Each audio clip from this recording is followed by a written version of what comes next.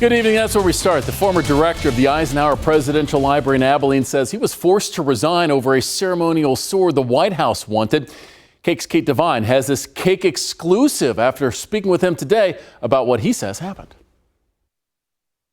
I'm here outside the Eisenhower Presidential Library in Abilene, Kansas.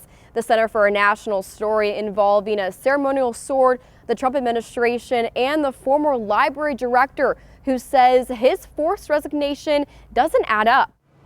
100% unfair. Yes, I have served in the military. I have almost, over 26 years of civilian service.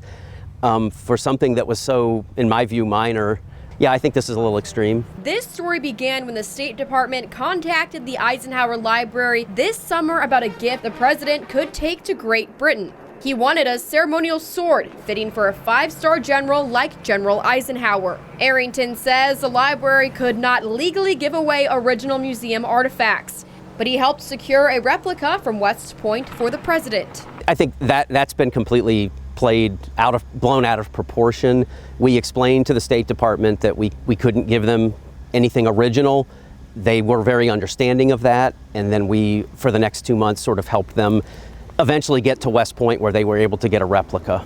Arrington, who served nearly 30 years in government, says soon after he helped find the replica, the National Archives told him he was no longer to be trusted with confidential information, leading to what he says is his forced resignation. I was on a call with some colleagues and somebody mentioned something completely unrelated about a different sword. And so I just sort of told the story of us working on the thing with the State Department to get the sword for the president. And it apparently was supposed to be confidential, which of course I had never been told. So.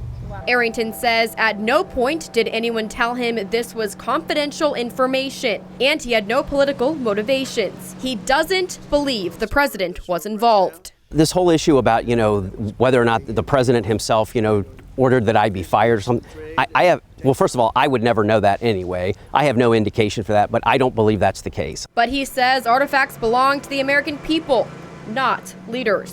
When we accept an artifact, we sign paperwork with the donor that says that, now that you're giving us this, it becomes the property of the American people, and we will retain it into perpetuity. Arrington adds that if he could get his job back, he would take it in a heartbeat. I was devastated. I'm heartbroken. I love this job. I haven't been here very long. I was planning on being here many more years, and I love living in Abilene. I really didn't even know I was doing anything other than my job. In Abilene, Kate Devine, Cake News, on your side.